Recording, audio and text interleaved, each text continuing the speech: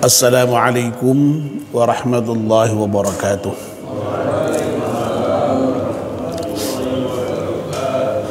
Bismillahirrahmanirrahim. Alhamdulillahi rabbil alamin. Wassalatu wassalamu ala asyrafil mursalin Sayyidina wa maulana Muhammad wa ala alihi wa sahbihi ajma'in, amma ba'd. Ibu-ibu, bapak-bapak dan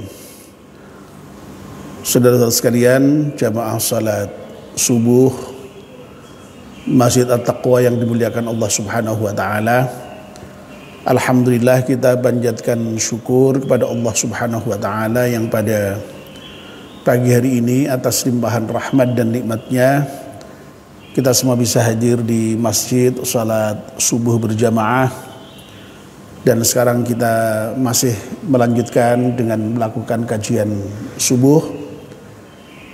Kita mohon pada Allah Subhanahu wa taala semoga seluruh rangkaian ibadah kita di pagi hari diterima oleh Allah Subhanahu wa taala. Amin ya rabbal alamin. Mari kita mulai kajian subuh kita dengan berdoa bersama-sama. Bismillahirrahmanirrahim. Asyhadu an la ilaha illallah wa asyhadu anna Muhammadar Rasulullah. Raditu billahi rabba wa bil islami dina wa bi Muhammadin nabiyya wa rasulah. Rabbi zidni ilman nafi'a warzuqni fahman wa hukma wa alhiqni bis salihin. Amin. Bapak dan ibu-ibu, izinkan saya pagi ini untuk meneruskan kajian yang kemarin di akhir Ramadan itu saya sampaikan terkait dengan bagaimana puasa yang kita lakukan itu dapat membentuk manusia menjadi orang yang bertakwa, ya.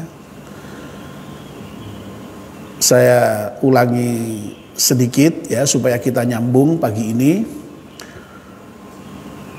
Yang sudah kita sampaikan adalah bahwa sebagaimana yang sudah menjadi pengetahuan kita bersama, puasa itu tujuannya adalah untuk menciptakan atau menjadikan kita orang-orang muslim itu menjadi orang yang bertakwa.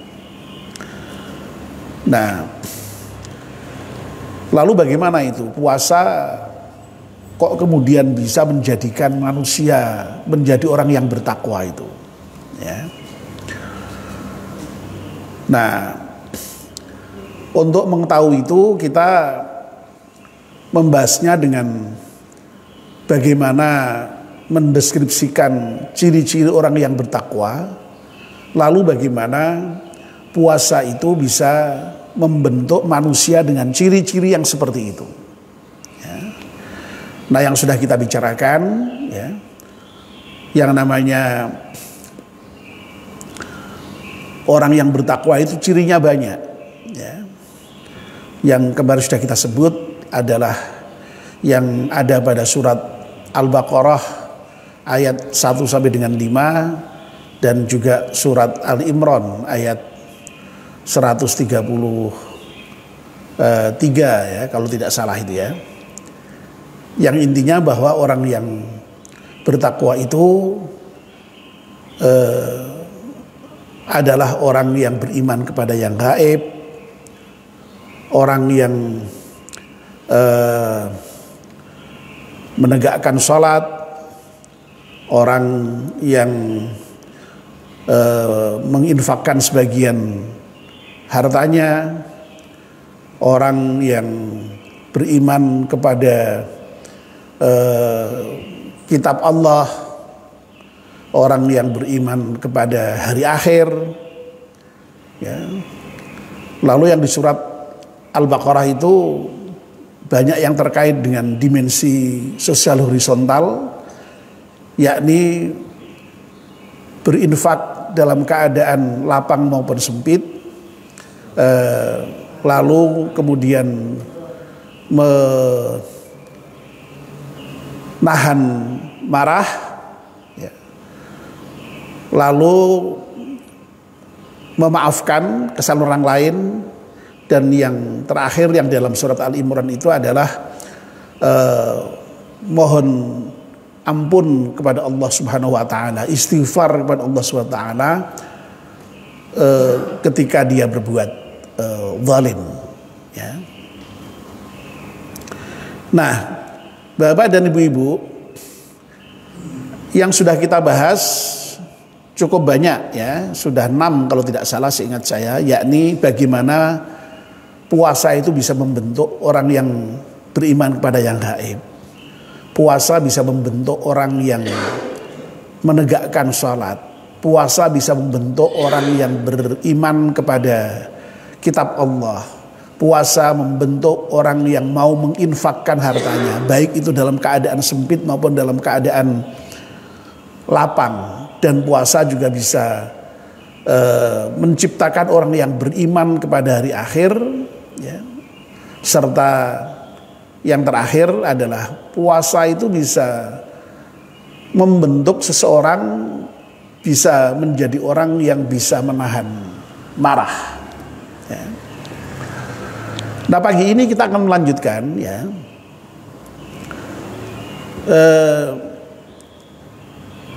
topik dengan bagaimana puasa bisa membentuk orang yang pemaaf, yang bisa memaafkan kesalahan orang lain, ya.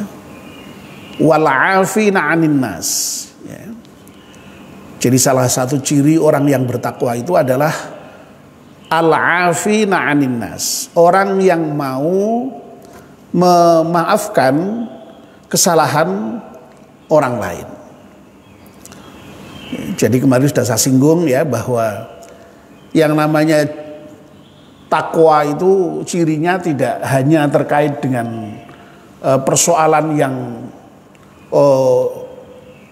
vertikal, ya, dalam kaitannya dengan Allah, ya, seperti iman kepada yang gaib, iman kepada kitab, iman kepada hari akhir, ya, menegakkan sholat, itu kan semuanya terkait dengan Allah semuanya.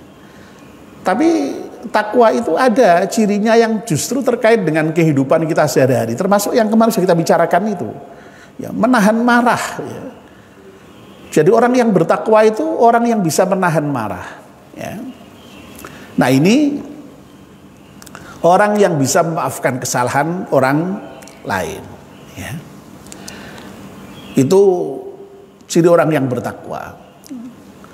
Dengan kata lain, ya, yang sebaliknya, kalau orang itu kok ternyata tidak mau memaafkan kesalahan orang lain, itu ya tidak memiliki ciri ketakwaan sebagaimana yang disebutkan dalam surat Al-Imran ayat 133 dan seterusnya itu, ya. Nah, dan ibu-ibu yang dimuliakan Allah Subhanahu wa taala, manusia itu kan memang oleh Allah diciptakan sebagai makhluk sosial, ya. Artinya apa? Manusia itu hidup itu tidak bisa sendiri. Manusia itu hidup pasti bersama dengan orang lain, ya. Dalam situasi sosial tertentu, ya, itu pasti, ya. Nah, dalam konteks hubungan sosial itu pastilah, ya, tidak mungkin kalau kemudian lalu semuanya berjalan dengan baik-baik saja, itu kan tidak mungkin, ya. Suatu ketika pasti ada masalah, ya. Baik masalah itu masalah yang disengaja atau tidak, ya. Nah, ketika ada masalah dengan orang lain itu kan kemudian lalu, ya, menimbulkan ada perasaan tidak suka, itu minimal, ya, tidak senang, ya. Lalu kalau meningkat lagi bisa jengkel, ya. Lalu kemudian kalau meningkat lagi bisa marah, ya. Kalau meningkat lagi bisa sampai dendam itu, ya. Jadi beberapa hari lalu ya, sudah agak lama lah sebelum Ramadan itu kita ngaji kitab Taysirul Khalaq, itu ada bab khusus tentang al-hiqdu ya, dendam itu ya. Dendam itu ya sebabnya itu, penyebabnya itu ya marah itu, tidak bisa menahan marah itu kemudian lalu muncul sifat dendam itu. Dan itu bahaya kalau sudah dendam itu. Tidak hanya membahayakan bagi orang lain, tapi termasuk diri kita sendiri aja itu tidak nyaman itu, tidak baik itu orang punya sifat dendam itu, ya, sifat pemarah itu, ya. Ya, jadi kenapa saya sebut tidak sengaja? Banyak sekali kita itu berhubungan dengan orang lain itu tidak sengaja ingin membuat kita marah, ya. Tapi karena ya katakanlah apa yang kemudian kita dapatkan itu tidak sesuai dengan apa yang kita inginkan, itu bisa jengkel, kita bisa marah itu. Ya. Apalagi kalau ada orang yang memang betul-betul sengaja menyakiti kita, sengaja menzalimi kita. Oh, itu ya wajar kalau kemudian seseorang itu menjadi jengkel, menjadi marah, itu wajar ya. Wajar bukan berarti lalu kemudian boleh diturutkan ya, tidak seperti itu. Wajar itu maksudnya secara manusiawi bisa difahami kalau orang itu kemudian menjadi marah itu, menjadi jengkel, menjadi dendam, itu bisa difahami, ya. Tapi sekali lagi tidak hanya orang yang menyakiti kita ya. Kadang-kadang banyak lah kita terlibat dengan aktivitas kehidupan bermasyarakat itu yang tanpa disengaja itu membuat orang lain itu kemudian tadi itu merasa tidak nyaman, merasa jengkel, merasa marah, bahkan sampai dendam tadi. Nah, kalau sudah seperti itu lalu yang timbul itu ya konflik kan ya. Ya. Jadi konflik itu kan biasanya ditimbulkan karena itu kan ya, karena adanya perselisihan ya, lalu kemudian ya tadi itu muncul akibat-akibat yang sampai pada dendam tadi itu. Waduh. Nah, padahal kita ini kan hidup tuh kan kepinginnya damai, kepinginnya nyaman ya, kepinginnya nyaman. Nah, Bapak dan Ibu-ibu, rupa-rupanya ada resep yang sangat jitu ya di dalam rangka untuk menghilangkan sifat tidak nyaman, sifat tadi itu jengkel, marah, bahkan dendam ya. Dan resep itu tidak lain adalah memaafkan itu. Ya. Jadi memaafkan itu merupakan satu momen yang luar biasa ya. Jadi ketika kita bisa memaafkan orang lain itu waduh ya, yang namanya perasaan jengkel, marah, dendam itu hilang itu, wong sudah memaafkan kok ya. Ya. Tapi memang itu tidak mudah ya, tidak mudah. Orang bisa memaafkan kesalahan orang lain itu tidak mudah. Makanya sampai kemudian Allah memberikan gelar sebagai orang yang bertakwa ketika seorang itu bisa memaafkan kesalahan orang lain itu. Jadi tidak bayan-bayan memang itu ya. Jadi orang yang bisa memaafkan kesalahan orang lain itu orang luar biasa, orang hebat. Makanya sampai Allah memberikan gelar orang yang bertakwa bagi orang yang bisa memberikan maaf kepada orang lain itu.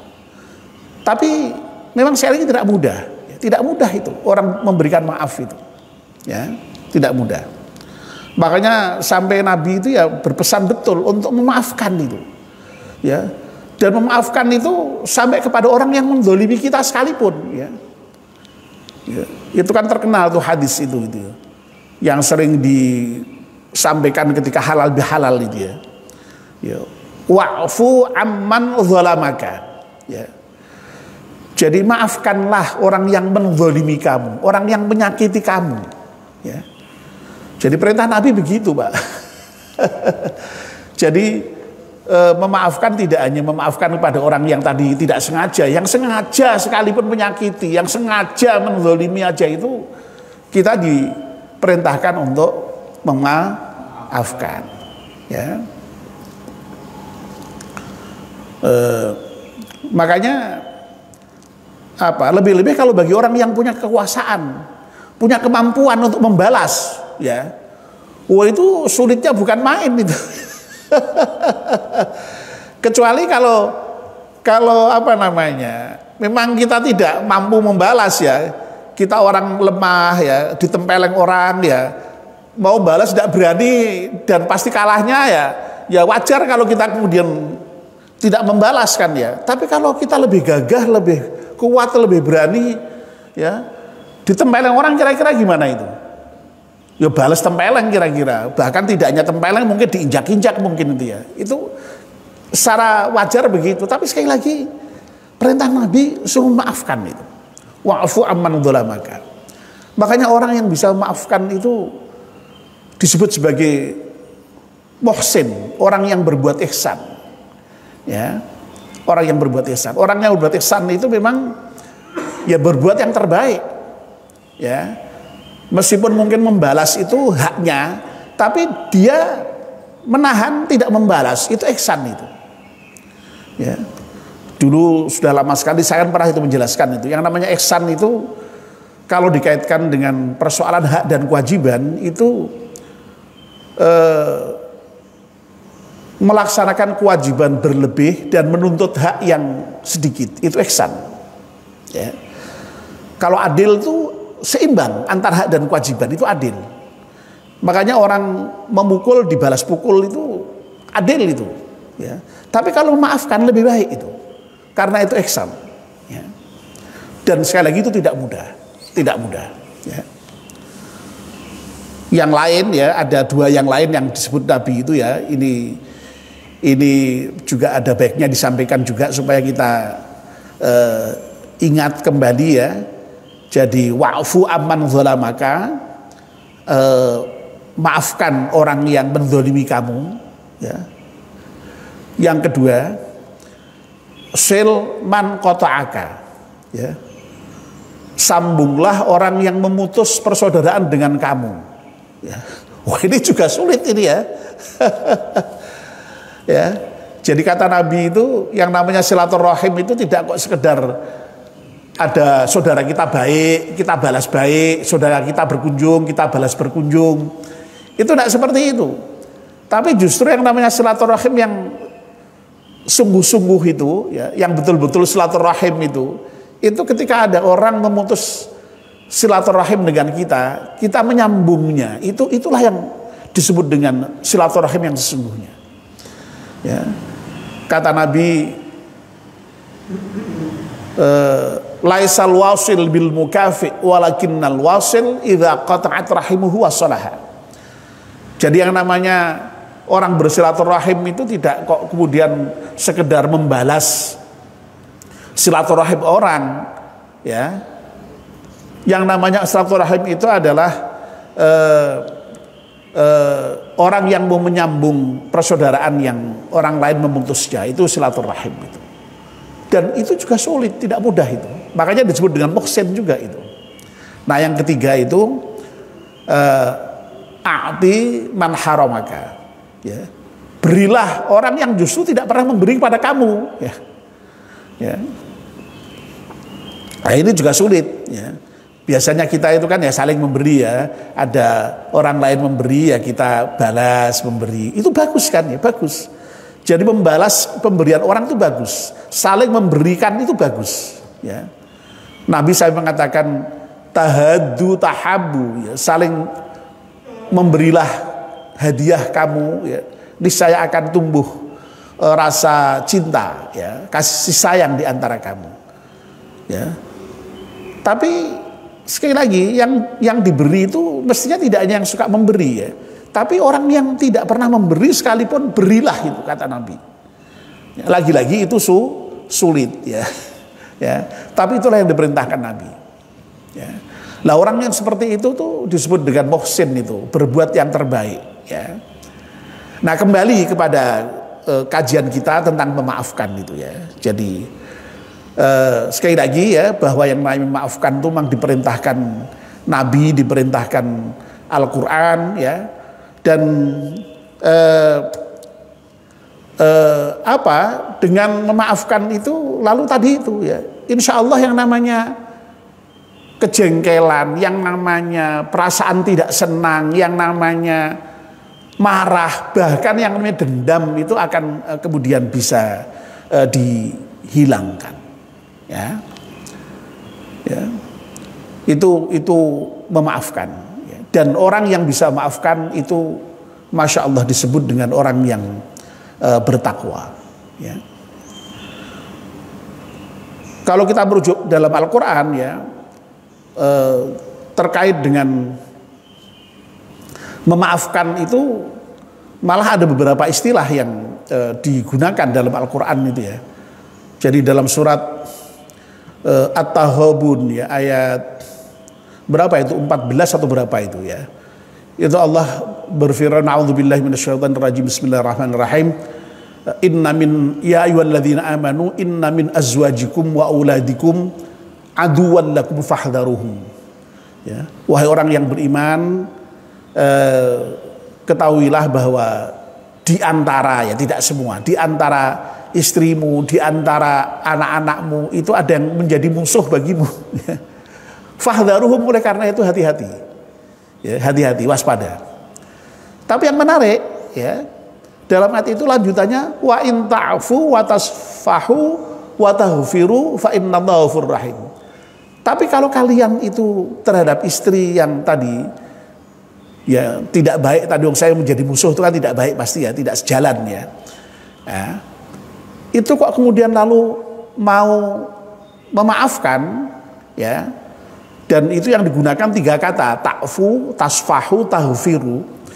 Itu kalau diterjemahkan dalam bahasa Indonesia simpelnya bisa memaafkan semua itu, tapi memiliki makna yang berbeda-beda, ya. Kalau ta'fu itu gampangannya memaafkan dalam pengertian kita sehari-hari itu, ya, sudah kita maafkan, ya. Kalau taghfiru itu memaafkan tapi sudah lebih lanjut, ya. Karena sudah memaafkan itu kemudian mau bertemu, mau bermusafahah, ya. Mau bertemu, ya. Nuwun sewu Bapak, ada loh, ya, kenyataannya itu, ya, orang sudah memaafkan tapi kalau untuk bertemu itu masih belum mau. Ada enggak yang seperti itu? Ada itu, ya. Ada orang sedang konflik, ada masalah, sebenarnya sudah memaafkan, wes mbok maaf kayak sudah ketemu, wah nak kon ketemu aku saya durung iso, kalau suruh bertemu sama saya belum bisa, masih masih ganjel. Ada enggak yang seperti itu? Ada kan, ya, ada, ya. Ya. Lalu ada lagi tahfiru itu juga maaf juga, tapi di dalam kata-kata tahfiru ada pengertian melupakan kesalahannya itu, ya. Nah, itu juga sulit, ya. Ada orang sudah memaafkan, ya, misalnya ada masalah, ya, ada konflik, sudah memaafkan, sudah, ya, bertemu juga sudah mau, tapi kalau suruh melupakan susah, ya. Belum bisa. Wes mbok maaf ke, wes sudah ketemu, sudah wingi bodoh ketemu, wes salaman. Bodoh wes salaman, wes silaturahim, ya. Tapi wes mbok lalekke, wah nak kon nglalekke angel ndak, berat, wah. Itu sakitnya itu di sini itu, ya. Ada yang seperti itu, ya. Masya Allah lah, memaafkan itu kalau bisa sampai 3-tiganya itu, ya. Sampai dengan mau bertemu, juga mau melupakan semua kesalahan yang sudah dibuat itu. Dan ini sekali lagi tidak mudah, sulit itu sulit, ya. Baik Bapak-bapak dan Ibu-ibu. Nah, sekarang poinnya adalah itu kan baru memaafkan merupakan ciri orang yang bertakwa, ya. Dan memaafkan itu baik, ya. Sebab kalau orang tidak mau memaafkan itu nyatanya memang, ya, tidak hanya buruk bagi kehidupan bermasyarakat tadi, pasti terjadi konflik, ya. Tapi juga bagi diri sendiri itu, orang kalau tidak bisa memaafkan itu pasti sakit itu, stres itu, ya. Jadi jangan dikira orang yang dendam itu nyaman, tidak nyaman itu, ya, tidak nyaman, ya. Wong ketemu aja tadi nggak tahu ya, wong ketemu di masjid aja, pas kebetulan softnya jejer, golek soft liane ya toh. Jalan di kampung papasan aja, balik kok golek jalan liane kok ya toh. Tidak nyaman ya, tidak nyaman sekali itu ya, tidak nyaman. Nah, makanya memang sekali lagi diperintahkan untuk memaafkan tadi itu. Nah, lalu bagaimana itu? Puasa, ya, kok kemudian lalu bisa menjadikan orang yang bertakwa, yang salah satu cirinya adalah orang yang memaafkan itu. Nah, Bapak dan Ibu-ibu yang dimuliakan Allah SWT, kemarin kita sudah membicarakan ya ketika bagaimana puasa membentuk orang yang bisa menahan marah itu ya. Nabi itu mengatakan puasa itu tameng, as-shaumu junnatun, ya. Sampai Nabi menyatakan idza kana ahadukum shaiman, kalau kamu itu sedang berpuasa kok lalu ada orang yang sampai mengajak kamu bertengkar, mengata-ngatai kamu, katakanlah ya berbuat tadilah tidak baik, berbuat zalim yang menjadikan kita itu marah itu ya. Ya. Itu kita diminta hanya untuk mengatakan inni shaimun, aku sedang berpuasa. Ya. Ya, dalam bahasa hadis itu fala tajhal, jangan bertindak bodoh dalam arti jangan diladeni itu, ya. Jangan kamu lalu juga ikut marah dan kemudian melayani orang yang membuat kamu marah itu, jangan. Ya. Nah, ini kan berarti kemudian lalu orang yang berpuasa itu mestinya ya karena bisa menahan marah itu terusannya ya itu mesti bisa memaafkan. Ya. Jadi sekali lagi ya yang namanya memaafkan itu kan sekali lagi tadi dia menghilangkan sifat jengkel, marah, bahkan dendam itu dihentikan, dihilangkan, itu memaafkan itu. Nah itu dilatih dalam puasa itu, ya. Ya. Sampai Nabi mengatakan sebagai tameng itu puasa itu. Orang berbuat jahat dengan kita disuruh sabar, ya, jangan ladeni. Ya, katakan aku berpuasa. Loh, itu kan luar biasa itu. Ya. Coba kalau nggak berpuasa, ya. Oh, ada orang berbuat tidak baik sedikit dengan kita pasti marah, kita pasti kemudian membalas tadi. Tapi kalau puasa enggak itu. Jadi luar biasa puasa itu mengajarkan kita. Nah, yang lebih penting lagi adalah kita semua tahu ya puasa itu ya terutama di 10 hari terakhir itu kan kita diajarkan untuk itikaf. Nah, ketika itikaf itu doa yang diajarkan Nabi secara khusus apa? Memohon ampun dengan doa yang sangat khusus juga. Apa doanya? Allahumma innaka afuwun tuhibbul afwa fa'fu anni. Coba kita lihat doa itu. Allahumma innaka afuwun, wahai Allah, innaka afun, sesungguhnya engkau adalah zat yang maha pemaaf. Tuhibbul afwa, engkau suka memaafkan ya Allah. Fa'fu anni, maka maafkanlah aku. Dan itu Nabi meminta kita supaya doa Allahumma innaka afun tuhibbul afwa itu dibaca sebanyak-banyaknya itu di malam 10 hari terakhir itu. Ya. Maknanya apa itu?